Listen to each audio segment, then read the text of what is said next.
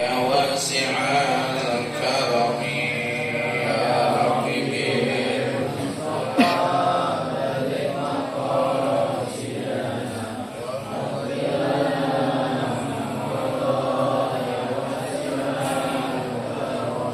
يا أكرم الخلق ما لمن ألوذ به سواك عند حلول الحديث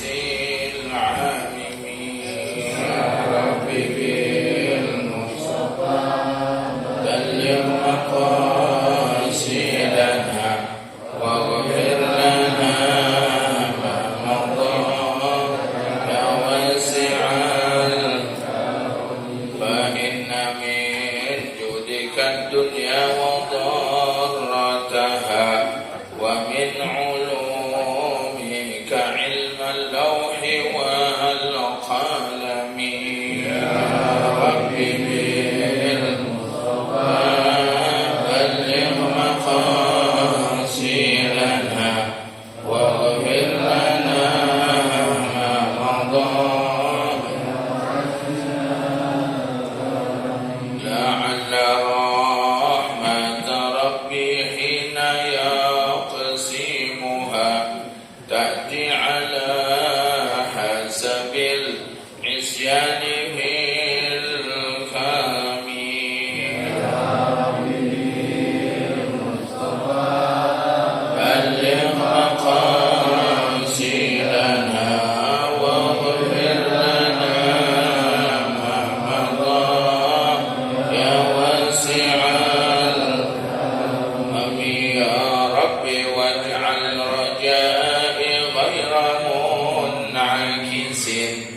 لديك وجه الحساب غير منخرم يا رب بالمصطفى بلغ مقاصدنا واغفر لنا ما مضى يا واسع الكرم والتوب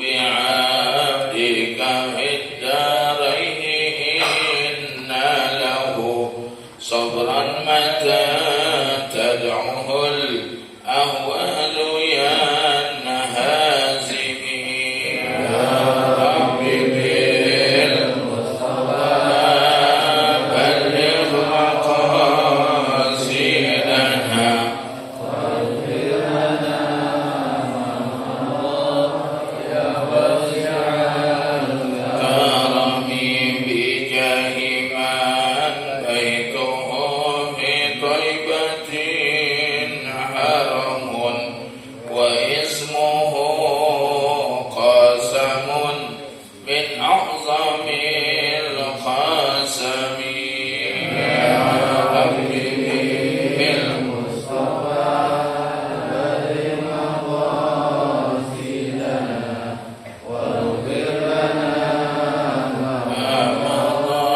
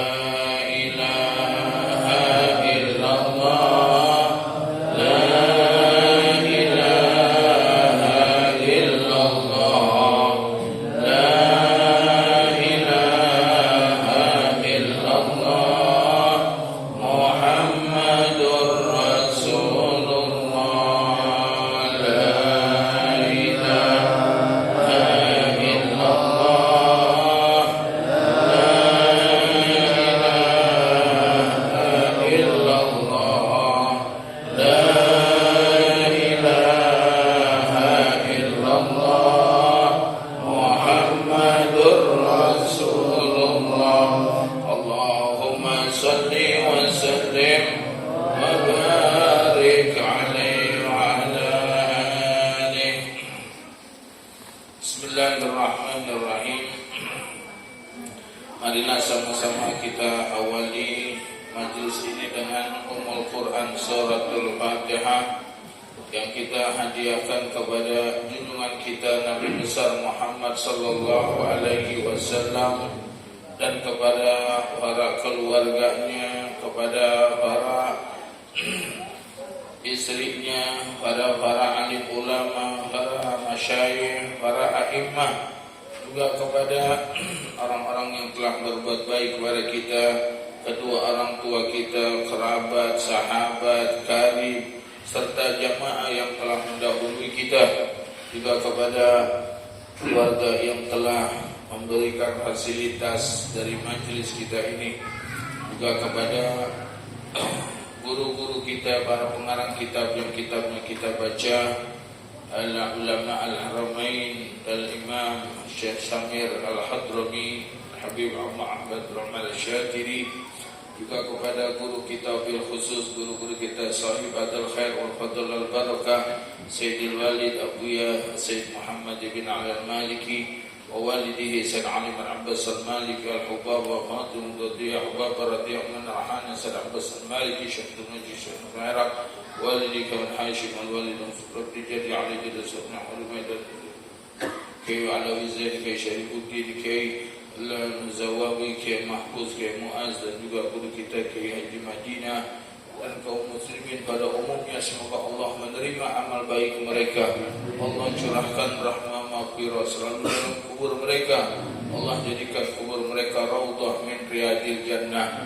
Juga dengan salatul Fatihah, semoga Allah Subhanahu wa taala berikan keberkahan kepada kita dengan sebab ilmu asrar anwar yang ada pada mereka. Allah berikan keberkahan pada umur kita, pada hidup kita, kepada anak-anak kita, pada keluarga kita, majlis kita, ma'had dan semua yang Allah berikan mudah-mudahan barakah. Juga Allah sembuhkan segala penyakit yang kita derita dan orang-orang yang minta doa kesembuhan dari segala penyakit. Ya khususnya pada jamaah kita, Bapak Arsyad, Bapak Buyung, Abi Syarifuddin dan juga kaum muslimin dengan kesembuhan yang sempurna dan secepatnya.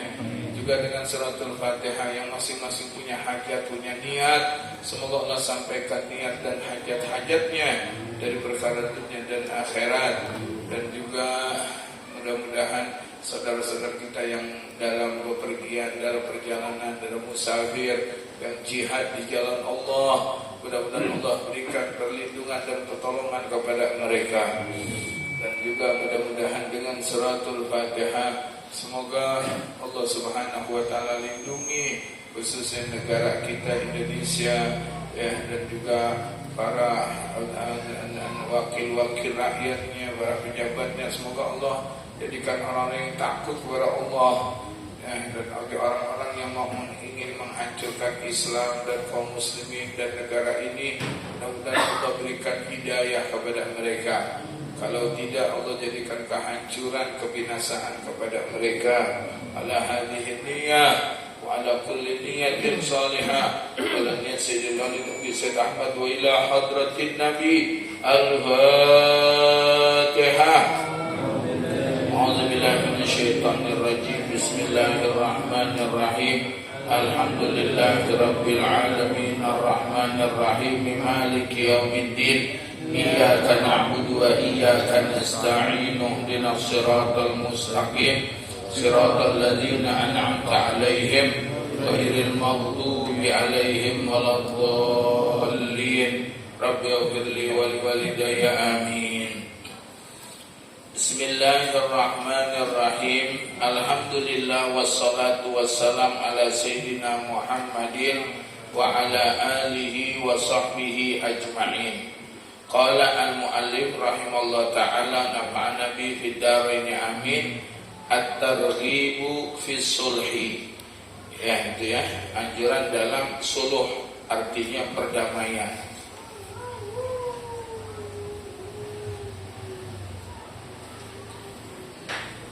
Kalau kita lihat yang namanya perdamaian, yaitu yang asalnya adanya pertengkaran.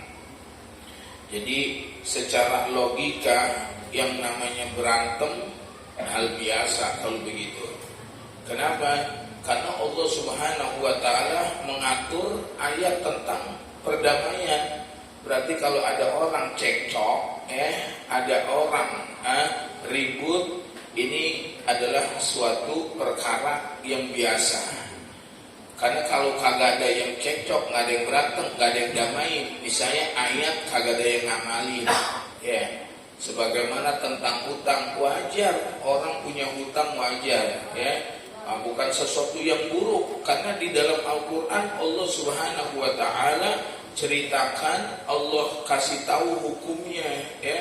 Nah, bahkan ada ulama mengatakan orang kalau kagak punya hutang sombong namanya dia. Sombong dia kagak punya hutang. Karena biasanya kalau kenapa? Karena nggak butuh sama Allah jadinya. Karena biasanya kalau orang yang punya hutang tiap kali doa, ya Allah mudah-mudahan hutang kebayar, ya Allah mudah-mudahan kebayar. Jadi ingat Allah terus, ya. Subhanallah. Nah, qala at-targhibu fi sulhi, anjuran untuk berbuat damai. Qala Allah Ta'ala, berfirman Allah Ta'ala, a'udzu billahi minasyaitonir rajim. La khaira fi katsirin min najwahum illa man amara bi shadaqatin aw ma'rufin aw islahin bainan nas wa man yaf'al dzalika ibtigha'a mardatillah fasawfa nutihi ajran 'azima. Berfirman Allah Ta'ala, la khaira fi katsirin min najwahum, tidak ada kebaikan pada kebanyakan dari apa yang mereka bisikkan. Ya, dari apa yang mereka bisikkan, ya, artinya mereka omongin dengan sembunyi-sembunyi, itu tidak ada di dalamnya itu kebaikan yang besar. Illa, kecuali, artinya kebaikan besar itu bisa didapetin dari orang yang berbisik-bisik. Illa man amara bi shadaqatin, kecuali orang yang dengan berbisik-bisiknya mengajak orang itu atau memerintahkan untuk bersedekah, au ma'rufin, atau untuk berbuat kebaikan, au islahim bainan nas, atau mengislah, mendamaikan di antara manusia. Tuh, jadi ya, kadang orang ngomong bisik-bisik, gak ada omongan yang bisik-bisik yang baik. Kenapa? Allah Subhanahu wa Ta'ala gak ada tuh kebaikan orang ngomong bisik-bisik. Karena kan biasanya kalau orang ngomong bisik-bisik ngapain? Ngomongin orang. Bisik-bisik biasa ngapain? Omongan dosa. Ya, karena bisik-bisik ngomongnya. Tapi di sana ada ngomongan yang bisik-bisik itu mempunyai kebaikan yang besar apabila bisik-bisiknya itu adalah mengajak orang untuk berbuat kebaikan, ya, mengajak orang untuk bersedekah, mengajak orang untuk mendamaikan di antara orang yang lagi berseteru, orang yang lagi cekcok. Nah, wa may yaf'al dzalika, siapa orang yang melakukan demikian, artinya orang itu berbisik-bisiknya mengajak bersedekah, mengajak berbuat baik, mengajak untuk mendamaikan orang, ibtigha'a mardatillah, menginginkan redha Allah, fasawfa nu'tihi ajran 'azima. Allah katakan, maka kami akan berikan nanti kepadanya pahala yang agung. Subhanallah, ya. Jadi ketika dia berbisik-bisik, ya, dengan kebaikan-kebaikan tadi, Allah sudah siapkan baginya itu pahala yang agung. Coba kalau zat yang agung, ya, menyiapkan, menjanjikan sesuatu yang agung, ini pasti sesuatu yang sangat luar biasa, ya. Ya, ini Ustaz dia kalau ngajaknya nggak berbisik, ngajaknya bersuara keras, bagaimana? Berbisik aja dapatnya begitu, apalagi dia bersuara keras, ya. Ngajak orang bersedekah, ngajak orang berbuat kebaikan, ngajak orang untuk damai di antara manusia, ya. Nah, ini ketika dia melakukan ini untuk mendapatkan redha dari Allah Subhanahu wa Ta'ala, Allah sudah siapkan baginya itu pahala yang agung. Nah, wa qala ta'ala, dan firman Allah Ta'ala, innamal mu'minuna ikhwatun fa aslihu baina akhwaikum wattaqullah la'allakum turhamun. Innamal mu'minun, sesungguhnya orang-orang mukmin, ikhwatun, itu bersaudara, ya. Orang mukmin dimanapun mereka, kalau sudah terikat dengan kalimat tauhid la ilaha illallah Muhammad Rasulullah, mereka sudah bersaudara, ya. Bukan hanya di kampungnya, bukan hanya di kotanya, bukan hanya di negerinya, di alam ini dia ketemu siapapun dari negara-negara manapun dengan kulit yang berbeda, tinggi, paras yang berbeda, mereka itu semuanya sudah, ketika semuanya sudah mukmin, mereka itu saudara, subhanallah. Naam, saudara seiman, qala fa aslihu baina akhwaikum, maka damaikanlah oleh kalian di antara saudara-saudara kalian. Tuh, jadi jangan mau berseteru terus, kapan ini ayat ini mau diamalkan, sudah sampai sekian lama, sudah sampai sekian jauh, nanti susahnya gimana? Nanti di akhirat susah nyarinya, karena nggak bisa masuk surga, karena tidak boleh orang masuk surga tuh kalau masih ada di hati yang ada apa? Ada buhud, ada kebencian, di antara hati, maka harus nanti tuh saling mendamaikan dulu. Ya, susah nyarinya nanti, nyari saudaranya nih untuk berdamai, gimana? Nah kalau di dunia, yang tempat yang gampang, yang ini, iya, jadi harus, jangan ada udah meninggal baru saya inikan, saya maafkan dia, iya ente, yang mana gimana? Udah ngucap belum dia? Memaafkan, harus, ya. Jadi jangan sampai keluar dari dunia ini hanya satu pihak doang yang masih hidup yang bilang saya maafin dia, udah, iya, dia belum sama dia, bagaimana? Kan rugi nanti, udah susah. Sama anaknya nggak bisa, ini bukan udah tidak diwariskan, yang namanya ikhtilaf atau perpecahan itu. Qala wattaqullah, dan bertakwalah kamu kepada Allah, la'allakum turhamun, pasti kamu akan diberikan rahmat, diberikan kasih sayang oleh Allah Subhanahu wa taala, ya. Tuh, jadi artinya apa? Artinya mendamaikan di antara orang-orang mukmin ini adalah suatu jalan untuk mendapatkan rahmat Allah Subhanahu wa taala, ya. Karena ini yang dibutuhkan oleh manusia di dalam hidupnya adalah mendapatkan rahmat, mencapai anugerah berupa kasih sayang Allah Subhanahu wa taala. Karena ini adalah modal utama seseorang itu untuk mendapatkan surga Allah Subhanahu wa taala. Karena Nabi pernah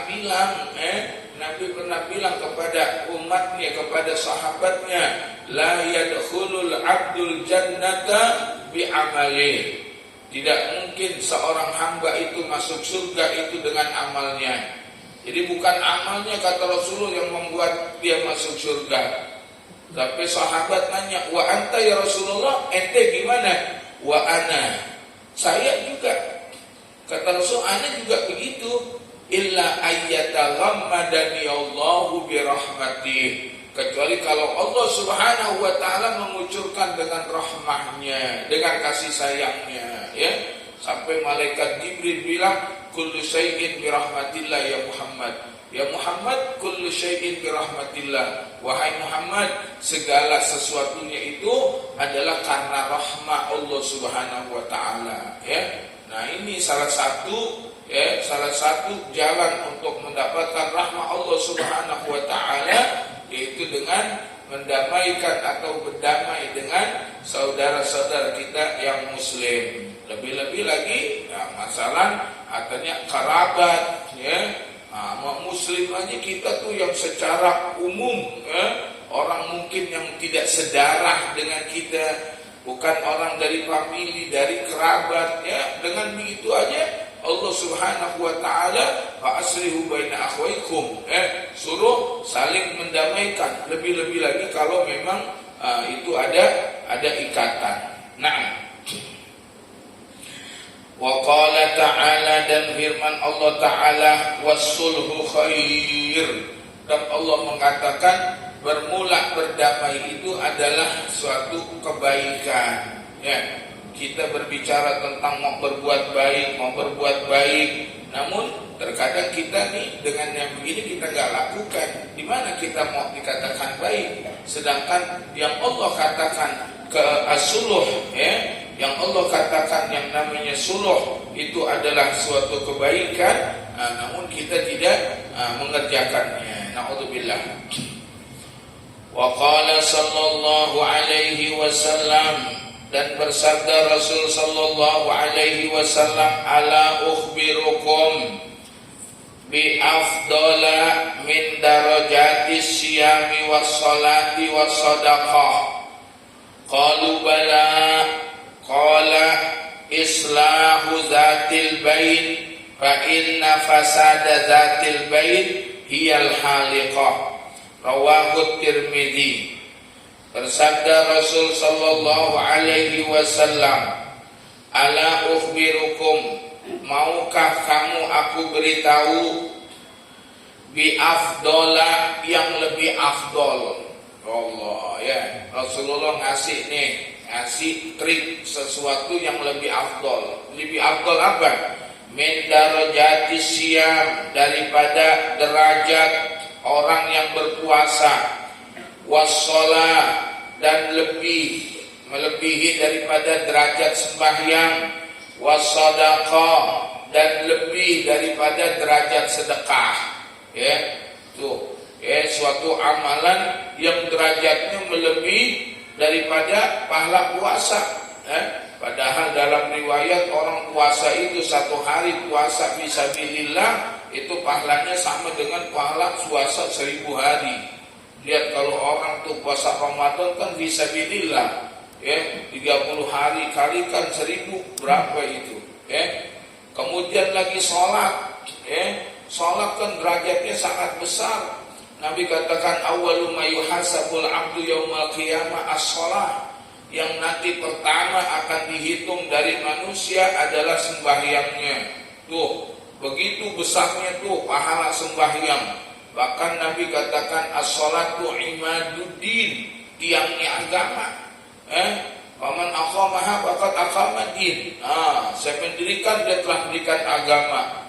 Al-shalah bimanzilatir ra's bil jasad. Sembahyang itu kedudukannya sama dengan kepala yang ada di badan. Maksudnya gimana? La hayata liman la ra'salahu. Orang kalau kagak ada kepalanya enggak hidup. Begitu juga dengan sembahyang. La dina liman la salatalah. Orang enggak dianggap punya agama kalau enggak sembahyang. Tuh artinya sembahyang kedudukannya itu sangat besar, tinggi sekali. Lebih-lebih lagi derajat sedekah, sedekah derajatnya sangat tinggi. Bahkan orang Allah katakan Rabbi laula akhartani ila ajalin qarib fa asaddaqah. Ya Allah, ketika orang mau diambil nyawanya, dia request sama Allah, Allah jangan ambil dulu, sebentar aja. Rabbi laula akhartani ila ajalin qarib, kalau kau mau undur dulu sedikit ya Allah, mau ngapain ente? Kalau saya undur misalnya, kata Allah, yaudah saya undur 5 menit, mau ngapain? Fa'as-sadaqah, saya mau sedekah. Tuh lihat, sedekah sangat dirindukan oleh seseorang, sangat diinginkan oleh orang seseorang. Kalau dia dikasih umur, dipanjangin sedikit beberapa menit, yang dia mau lakukan sedekah, berarti itu sedekah sesuatu yang sangat luar biasa. Tapi Nabi katakan, mau enggak kamu saya kasih tahu derajat yang melebihi daripada sedekah, dari puasa, dari sembahyang? Qalu bala, kata sahabat, iya ya Rasulullah, kami mau, kami mau lakukan derajat itu. Qala islahu zatil bain, damaikanlah di antara sesama di antara orang tuh yang lagi berseteru tuh, lihat, tuh damaikan. Ya, orang lagi ada yang sedang berseteru, suruh damaikan. Fa inna fasada dzatil bait hiyal haliqah, karena bahwasanya rusaknya hubungan antara dua orang, hiyal haliqah, dia al haliqah itu pencukur, nyukur. Maksudnya begini, gundulin apa? Amal-amalnya, gundul semua. Kenapa begitu? Ya secara logika orangnya kalau lagi berantem, ngomongin sono, ngomong sama ini gini, ngejelekin gini, habis sudah amalnya tuh semuanya keambil. Ya, karena ada dengki di antaranya.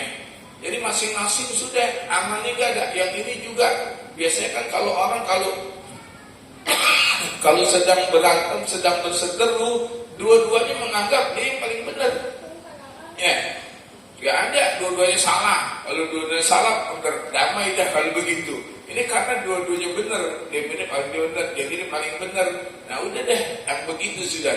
Ngomong ke sini lain, ngomong ini, udah akhirnya kecukur semuanya. Apa nih amal-amalnya ludes. Ya. Nah, kalau ngambil ke sini dia ini Allah ya kan sayang capek-capek kita puasa, capek-capek kita sembahyang, duit habis kita keluarin bersedekah, namun semuanya kata Nabi al-haliqah, kecukur semuanya ya. Naudzubillah ya. Makanya itu harus ya, hal-hal yang begini harus kita inikan. Banyak yang kita korbankan, banyak yang kita keluarkan, namun semuanya sia-sia. Karena itu juga di akhirat pernah juga Nabi kan katakan begitu. Al-muflis, at-ta'lamuna manil muflis. Nabi katakan, kau tahu nggak siapa orang yang bangkrut? Kata sahabat, la mata'alahu, la bida'alahu, au kama qala, ya Rasulullah, orang yang muflis, orang yang dagangannya habis, tapi duitnya gak ada. Kata Rasulullah, enggak, bukan itu. Orang yang muflis, yang bangkrut, bukan orang yang dagangannya habis, duitnya gak kumpul. Enggak, orang yang nanti kata Nabi, pahala yang dari dunia semua dia bawa, sembayangnya, puasanya, bantu orangnya, silaturahminya, ngajinya, umrahnya, hajinya, jihadnya, semua dia bawa. Namun ketika di dunia pernah mencaci ini, pernah menzalimi ini, pernah membunuh ini, terus ketika dihisab, dia pahalanya banyak, tapi dia pernah mencaci orang. Mana orang dicaci nih? Balas enggak? Apa? Kasih pahala dia tuh. Karena pernah mencaci, kasih pahala orang yang pernah dicaci. Ambil, udah. Orang yang dicaci nyaman dia.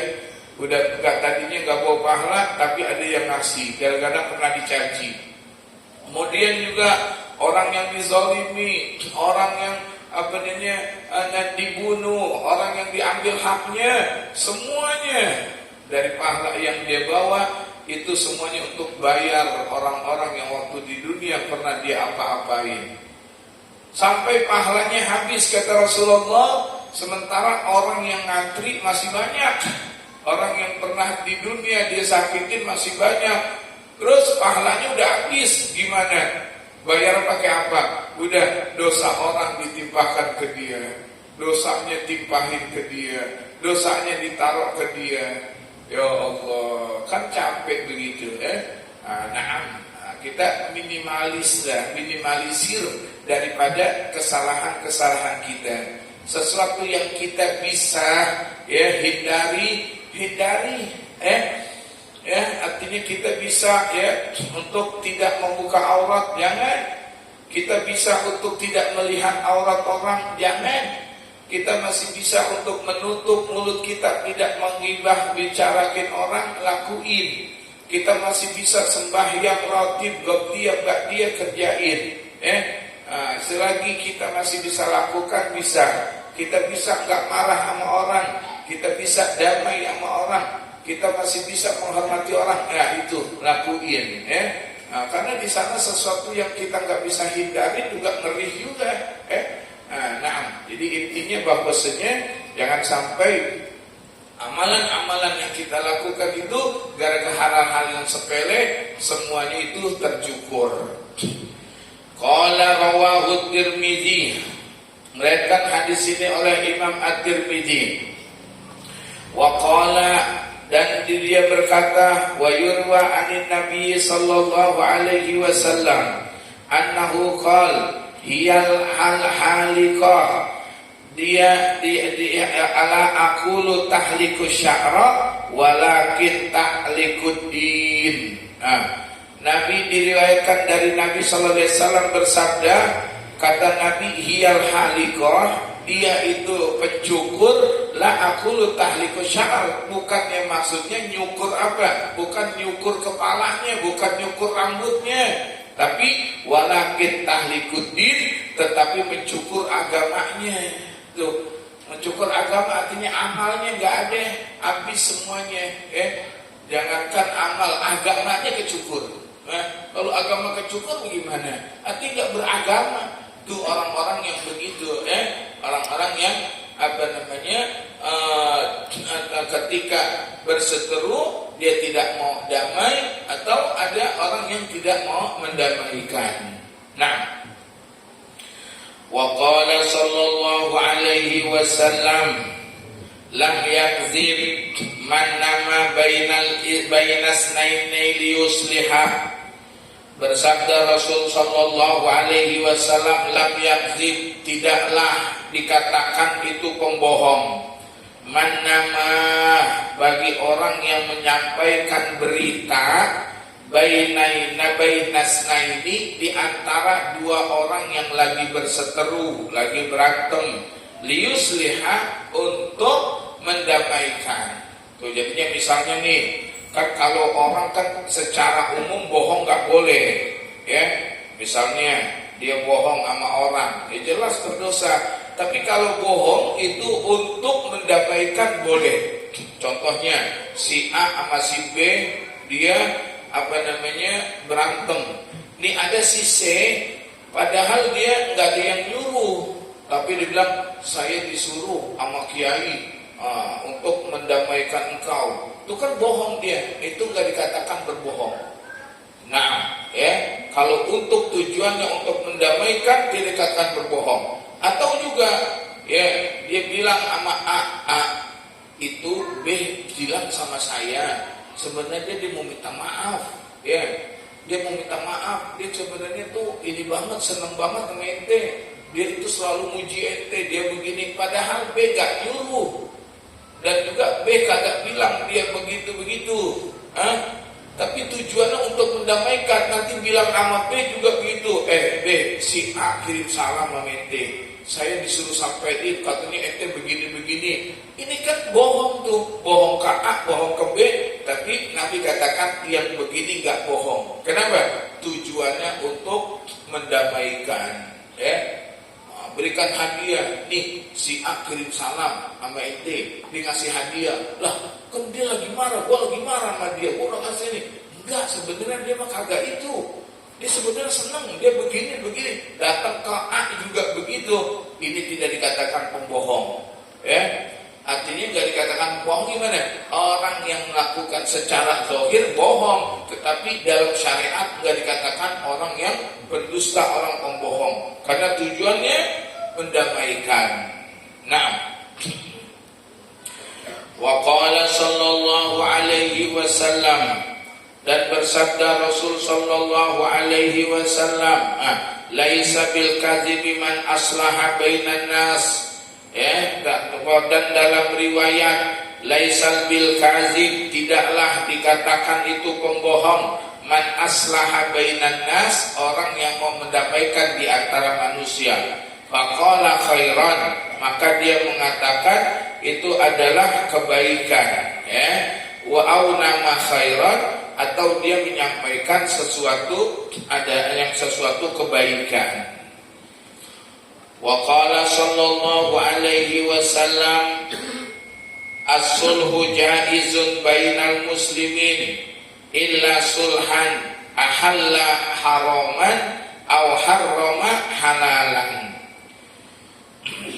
Bersabda Rasul sallallahu alaihi wasallam, as-sulhu jaizun, bermula suluh itu adalah kepada suatu yang dibolehkan antar muslimin, Jadi mendamaikan orang itu adalah sesuatu perbuatan yang dibolehkan di antara kaum muslimin, damaikan yang sedang berantem. Illa, kecuali sulhan ahalla haraman, kecuali perdamaian yang menghalalkan yang haram, wa harrama halalan, atau mengharamkan yang halal. Tapi kalau di masalah sesuatu yang diharamkan kemudian dia damain, jadi halal nggak boleh. Udah ketahuan orang itu masalah melakukan sesuatu yang diharamkan, lalu akhirnya didamaikan, jadi ini nggak boleh, jadi menghalalkan sesuatu yang diharamkan, damai nggak boleh. Nah, ada orang melanggar, udah ketahuan dia melanggar syariat ini melanggar syariat, misalnya membunuh, membunuh masalah kan ada haram, tapi di situ kalau memang ke orangnya nih kan, kalau di dalam masalah membunuh ada kisos, ada dia, kalau dia itu membayar, itu mungkin kalau yang begitu dibolehkan karena adanya untuk membayarkan diahnya. Atau juga orang tuh minuman memabokkan, kemudian akhirnya dia ditangkap, kemudian damai sama polisi, atau juga sering tuh ada yang Allah yahfaz, semoga Allah lindungi kita, ketangkap narkoba gini, mengeluarkan haram, kemudian damai, dikeluarkan, ada sesuatu yang tidak dibolehkan. Kenapa? Karena suluh terhadap menghalalkan yang haram atau mengharamkan yang halal. Nah, qala babul hawalati, bab tentang masalah hawalah. Hawalah itu memindahkan utang, Artinya ketika ada orang, dia punya utang kepada orang lain, kemudian orang yang punya utang itu dia juga pernah ngutangin orang, masalah si A nih, si A utang sama si B. Ini seharusnya kan A utang sama B, si A ini bayar ke B, tapi si C pernah punya utang sama A. Kemudian kata B, kata si A, B, Ana punya utang sama ente, tuh si C punya utang sama Ana, udah utangnya Ana pindahkan ke sana. Jadi ente naginya ke C, itu boleh, tapi dengan catatan yang penting semuanya sama-sama redo, semuanya sama-sama mau, Nah, qala sallallahu alaihi wasallam, bersabda Rasul sallallahu alaihi wasallam, matlul ghaniyyi zulmun, wa idza utbi'a ahadukum ala mali'in falyattabi. Matlul ghani, bermula menundanya orang yang udah mampu bayar, itu adalah kezaliman. Ini telah kita bahas dahulu di bab tentang masalah hutang. Jadi kalau ada orang punya hutang, kemudian dia udah mampu untuk bayar, tapi dia belum bayar juga, maka itu suatu kezaliman baginya.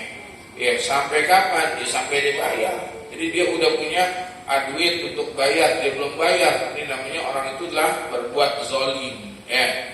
Nah, wa idza utbi'a, dan wa idza utbi'a ahadukum, dan apabila diikutkan seorang kamu ala maliin, terhadap orang yang mampu bayar, falyattabi, maka hendaklah ia mengikutinya.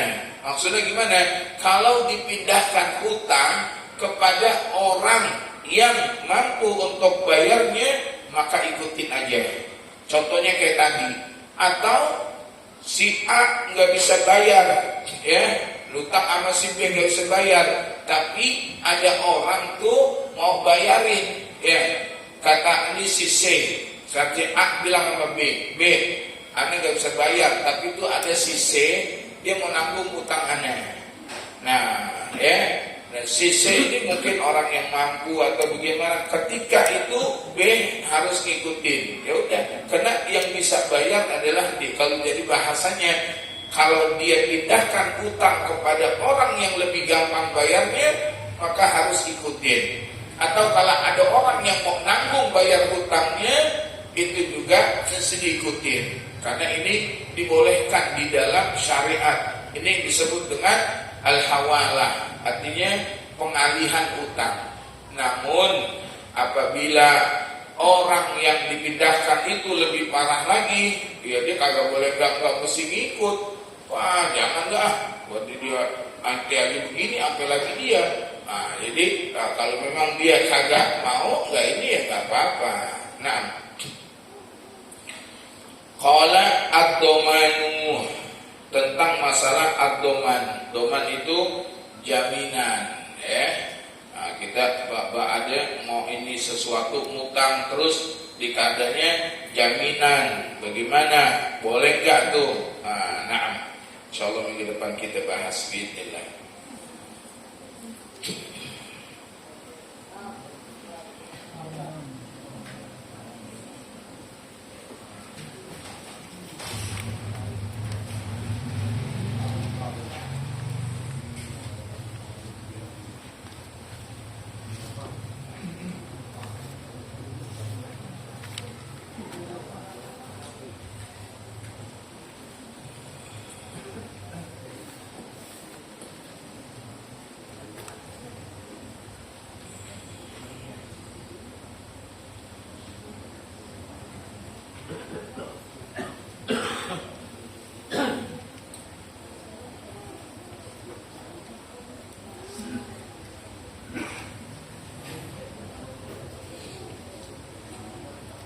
Sampai mana?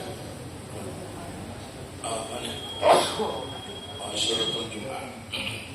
Bismillahirrahmanirrahim. Qala al-muallif rahimahullah ta'ala wa nafa'ana bihi wa bi'ulumihi wa bi asrarihi fid dharaini amin. Faslun syurutul jumu'ati sittatun. Ini suatu syarat tentang syarat-syarat Jum'ah. Jum'ah maksudnya ini syarat-syarat sahnya Jum'ah, ya. Jum'ah dibacanya Jumu'ah, itu lebih fasihnya. Kalau kita Jum'ah, sebenarnya Jumu'ah, karena di dalam Al-Quran Allah firmankan, ya ayyuhalladzina amanu idza nudiya lis-sholati min yaumil jumu'ati, ya, min yaumil jumu'ati fas'au ila dzikrillah wa dzarul bai'. Itu katakan Jumu'ah dengan dhammah jim. Nah, ya, jadi bahwasanya syarat-syarat Jumat itu ada sittatun, ada 6. Al-awwalu, bermula yang pertama, ya ini di luar daripada syarat-syarat yang rukun-rukun dalam ini ya khutbah. Qala antakuna kulluha fi waqti zuhri. Maksudnya syarat-syarat yang lainnya tuh Islam, balik, akil, merdeka, laki-laki, itu yang disebut syarat-syarat yang lainnya. Nah, syarat utama. Jadi kalau sekalipun dia melakukannya di waktu zuhur tapi dia bukan muslim, dia kagak sah, ya. Antakuna kulluha fi waqti zuhri. Yang pertama bahwasanya syarat daripada sah sembahyang Jumat itu semuanya, baik itu khutbahnya, 2 rukun khutbahnya dan sembahyangnya itu adanya di waktu zuhur, ya. Jadi nggak boleh sebelumnya. Ayo dah kita ntar kan kita mau cepet-cepet nih, ya udah sekarang udah khutbah dulu dah. Nah, ntar kan kalau selesai khutbah udah masuk waktu zuhur, nah tinggal sembahyang Jumatnya, ya nggak boleh. Kenapa? Karena awal dari khutbah juga udah harus masuk waktu zuhur. Atau dia khutbahnya di waktu zuhur, subhanallah khutbahnya lama banget, 2 jam dia khutbah, jam 12, jam 1, jam 2. Terus sembahyangnya enggak lama banget, 1 jam, sampai bapaknya belum salam udah masuk waktu asar. Kali begitu, iya. Karena dahulu pernah terjadi itu pada zaman Khalifah Harun al-Rasyid, zaman siapa ya? Itu ada Hajjaj ibn Yusuf, jenderal daripada masa pemerintahan Abdul Malik ibn Hisham Marwan, dia itu bendal yang bengis ketika khutbah Jumat lama banget sampai ditegur ada sahabat dikatakan, ya Hajjaj, asyams la yantaziruka. Wahai Hajjaj, matahari enggak nunggu ente. Maksudnya bagaimana matahari enggak nunggu? Matahari jalan terus. Nah kalau ente begitu nanti lewat, masuk udah nanti sampai sore. Emang dikira matahari kayak orang, ente khutbah orang pada diem nungguin. Kalau matahari enggak, jalan terus. Nah kalau dia khutbah sampai lama, bisa-bisa udah waktunya keluar. Tuh bisa begitu tuh sampai lama begitu. Nah, walhasil, maka tidak boleh orang kalau dia sembahyang Jumat itu di waktunya udah keluar zuhur. Nah, bagaimana kalau kejadian keluar waktu sampai zuhur? Nah, maka sembahyangnya sembahyang asar. Jadi masalah nih, rakaat pertama belum salam udah waktu ke zuhur keluar, maka harus tambahin 2 rakaat. Gimana tambah 2 rakaat? Jadi asar karena udah keluar waktu asar. Memang nggak pernah terjadi, tapi hukum begitu. Jadi kalau udah keluar waktu zuhur, dia masih belum selesai, maka selesaikanlah sembahyangnya. Sembahyangnya apa? Sembahyangnya asar. Sama dengan orang kalau ketinggalan dia sembahyang Jumat ketinggalan. Kalau ketinggalannya masih 1 rakaat, dia tambahin 1 rakaat. Tapi kalau sembahyangnya ketinggalan 2 rakaat, maka sembahyangnya asal. Misalnya nih, dari awal udah datang dia, jam 11 sudah datang, masya Allah.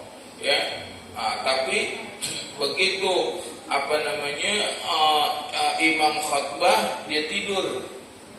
Begitu imam mau sembahyang dia bangun, dia kebelet, dia keluar ke sana. Begitu kebelet keluar dari kamar mandi, imam udah tahiyat akhir. Dia ngikut, maka dia tidak boleh sembahyangnya 2 rakaat. Niatnya tetap usolli fardhu Jum'ati raka'ataini Allahu Akbar. Duduk tahiyat akhir ma'al imam, maka nambahnya nanti 4 rakaat. Enggak boleh, karena apa? Udah kagak kedapatan Jumat dia itu. Kecuali kalau dia masih dapat rakaat kedua. Di mana rakaat kedua? Paling akhir dia di rakaat kedua ketemu sama imam di waktu ruku. Jadi imam ruku, dia ruku ketemu sama imam di situ, udah. Tapi kalau dia nggak ketemu sama imam di ruku, imam ruku dia datang. Begitu dia ruku, imam udah bangun. Ini tambah 4 rakaat. Qala wa antu qama fi khuttatil baladi, dan bahwasanya didirikan sembahyang Jumat itu adalah di khutbatil balad, di lingkaran atau wilayah suatu negeri, ya. Naam. Di sana katakan yang dikatakan kalau ini kan kampung, tapi kalau di tempat perkemahan, ya bagaimana itu? Ya nggak bisa, orang kemah semua pikir Jumat nggak boleh, karena itu bukan apa? Bukan dikatakan perkampungan, ya. Naam. Jadi semuanya orang tuh kemah di situ, ya, di suatu tempat terus hari Jumat nggak perlu dibuat inian, karena bukan berdiri di suatu perkampungan yang di situ ada bangunan-bangunan. Wa antu sholla jama'atan, dan yang ketiga bahwasanya sembahyang Jumat itu berjamaah, ya.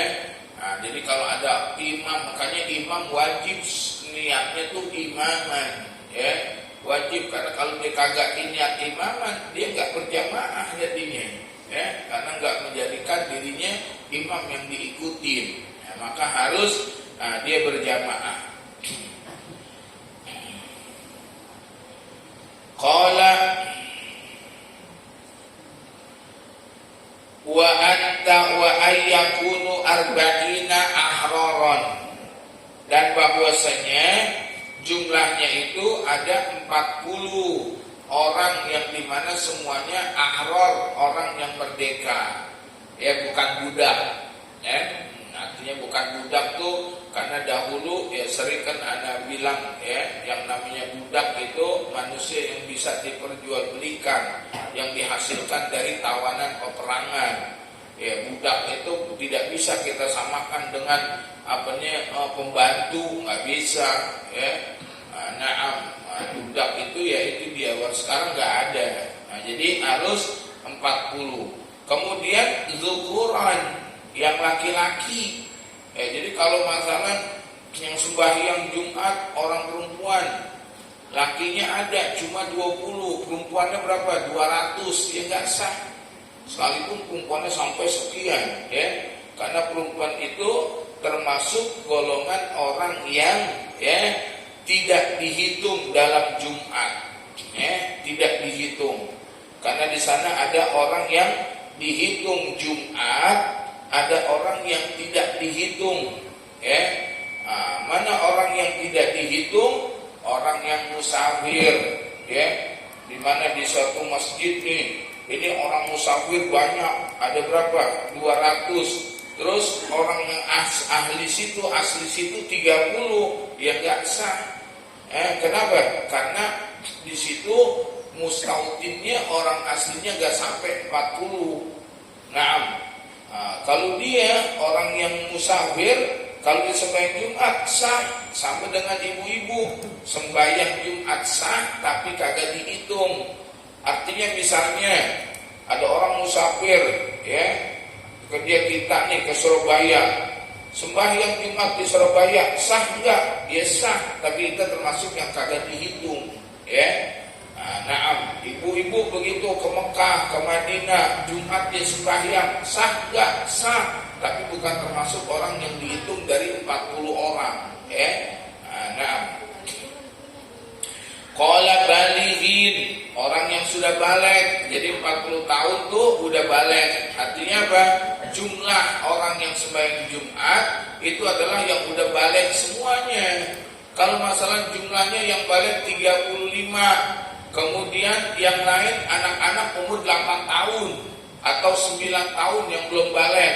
Ada berapa anak? 50. Jadi kalau digabungin ada banyak, 85. Tapi 35 yang balik, selebihnya masih mumayyiz, maka tidak sah, ya.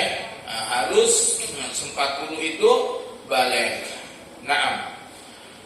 Qala mustautinin. Nah, mustautinin adalah orang yang udah nggak mau pindah lagi dari situ. Itu udah mustautin, yang orang asli di situ, ya. Udah mustautin. Naam.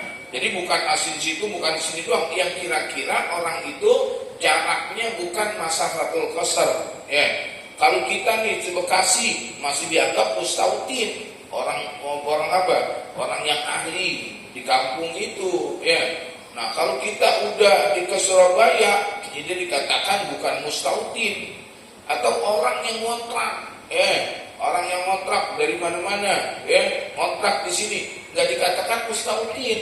Kenapa? Karena itu suatu waktu mereka akan berpindah, mereka akan pergi, karena udah bukan mustautin, kecuali dia memang udah ada rumah di situ dan udah inanya juga domisilinya di situ, sekalipun dia dari mana-mana itu sudah dianggap mustautin, jadi harus ada 40 orang yang sembahyang itu adalah orang yang ahli dari negeri itu.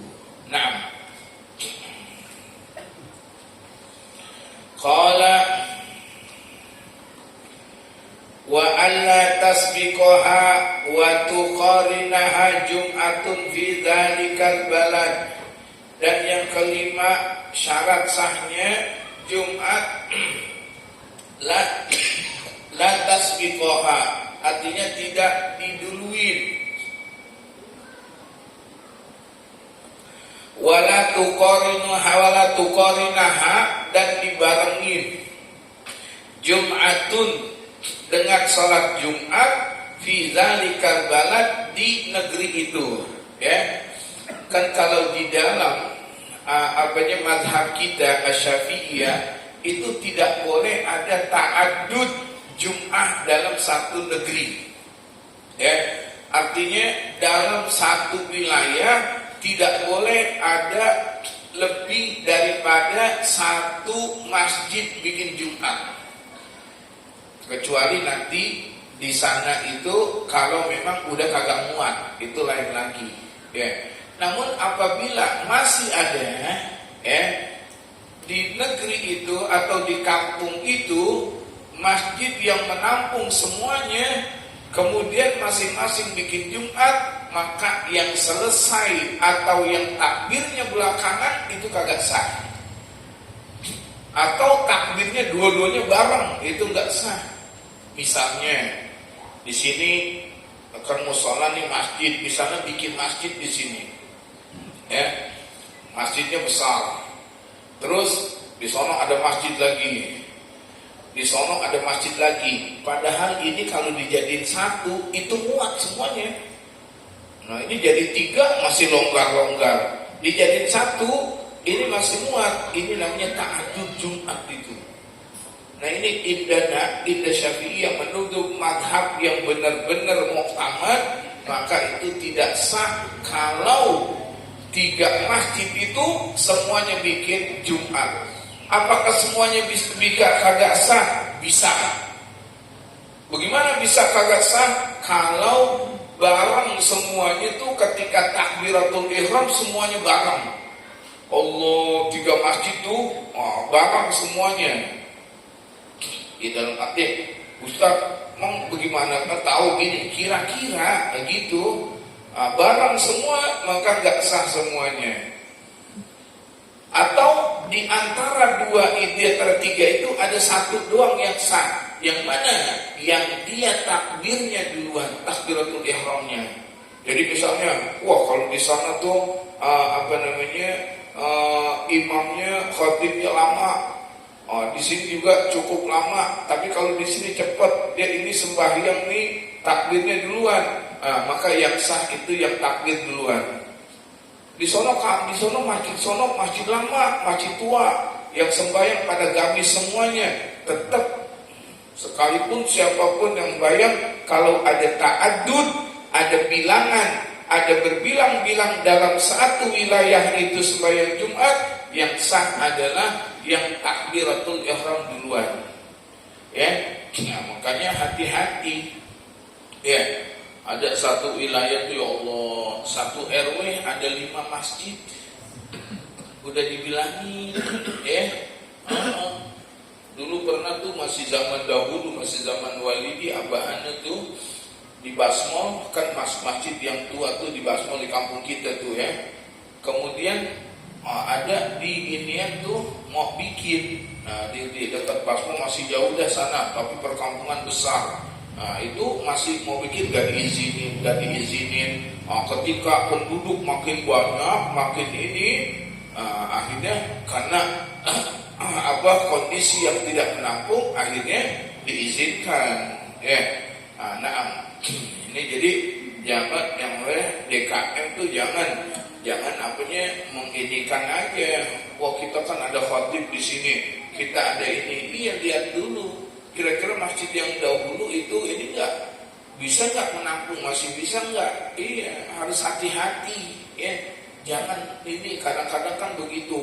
Udah DKM, enggak kita bikin aja, gampang. Ntar kita ngambil khatib dari sana, ini dari sana. Kenapa?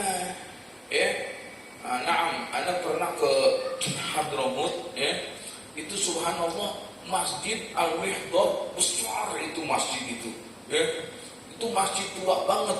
Tapi di sana tidak harus ke dalam satu masjid itu. Al Habib Umar bin Hafid dia punya masjid besar di inannya, tapi ketika sembahyang Jumat enggak, dia keluar ke masjid yang ada di kampung yang itunya. Tuh benar-benar dipakai, hati-hati banget dalam hal begitu itu di sana itu.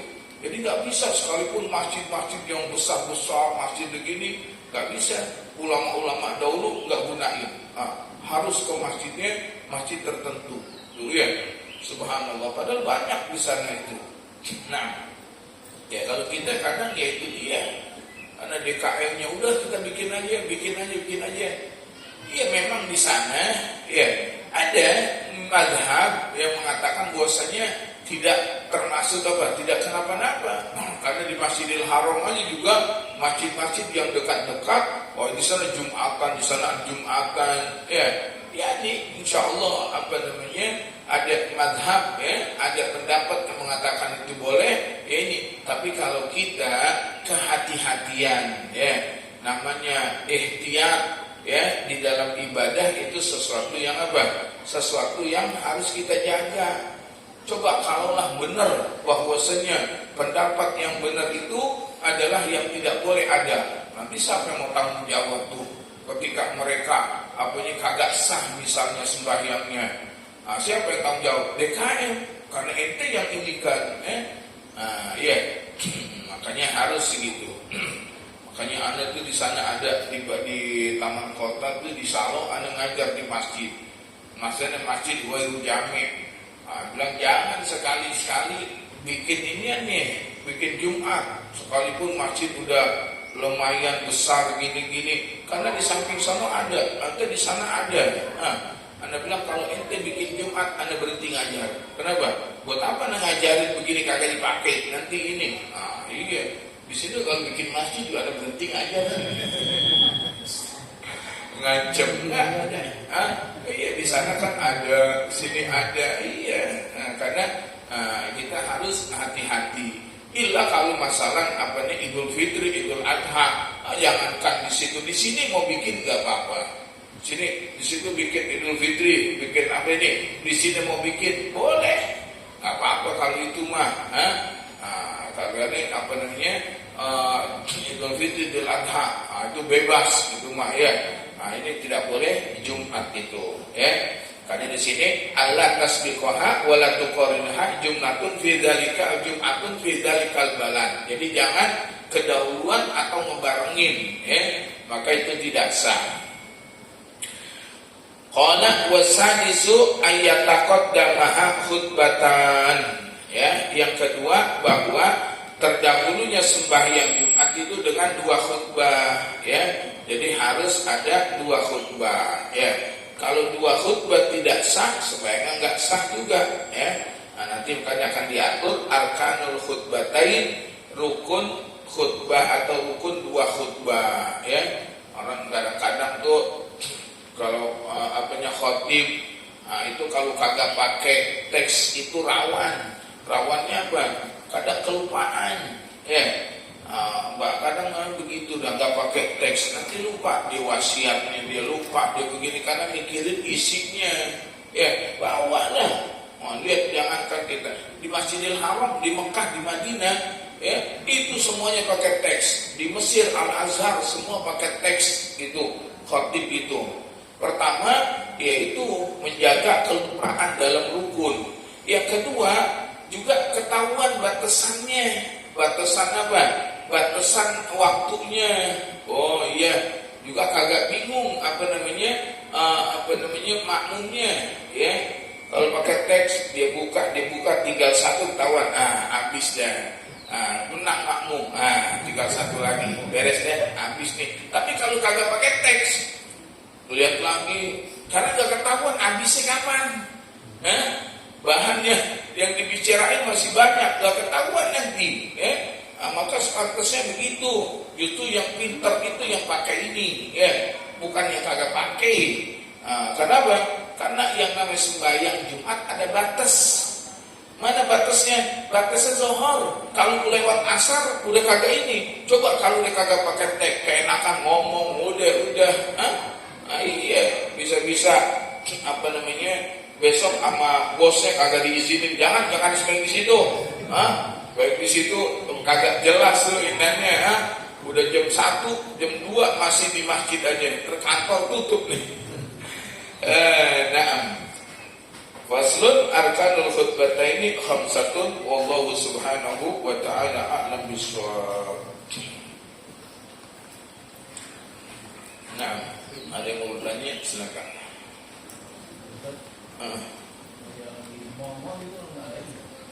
Kenapa? Yang di mall-mall anak katakan begitu dia. Anak nggak mengatakan bahwa itu kagak sah, tapi anak disuruh dari ini, anak kagak mau. Iya, karena ada juga pendapat yang begitu, yang mengatakan bahwasanya, karena yang harus, makanya kan tadi katakan syaratnya itu apa? Syaratnya bahwasanya antuqoma fi khutatil balad, di kampung yang di situ adanya.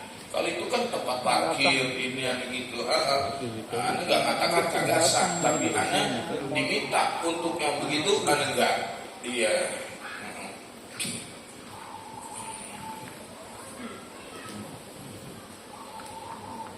Karena alasan banyak. Ini kalau kagak begini, ntar karyawannya kalau gini nggak boleh ini.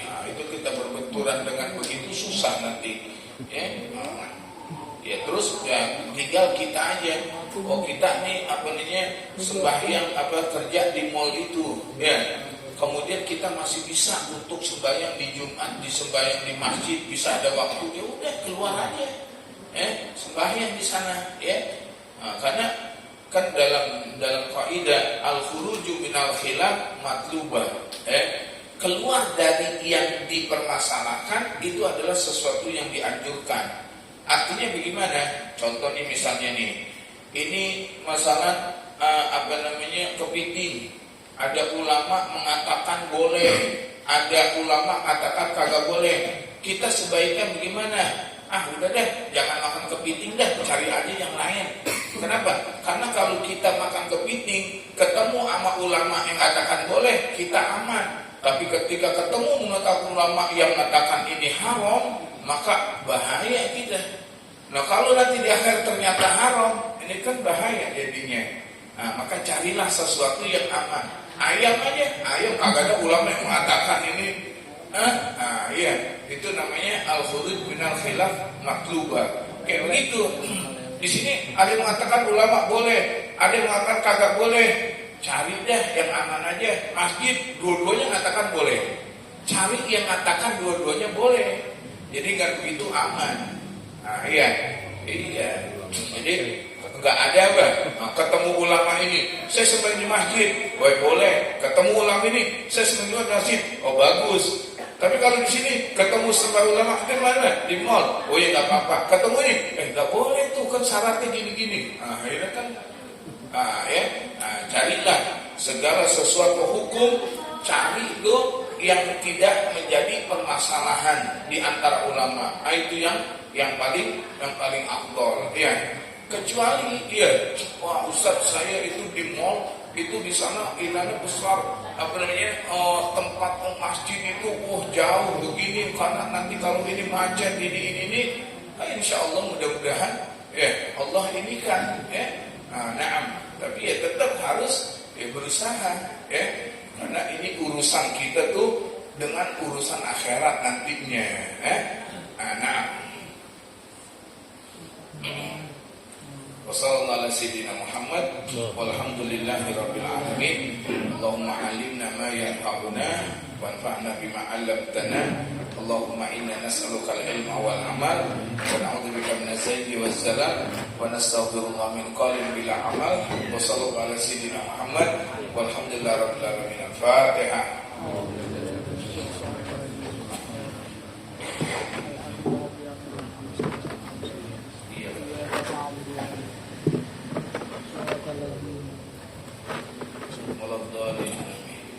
Insyaallah malam minggu besok habis maghrib, insyaallah ya, karena nggak ada pengajian di kedua ya. Subhanallah.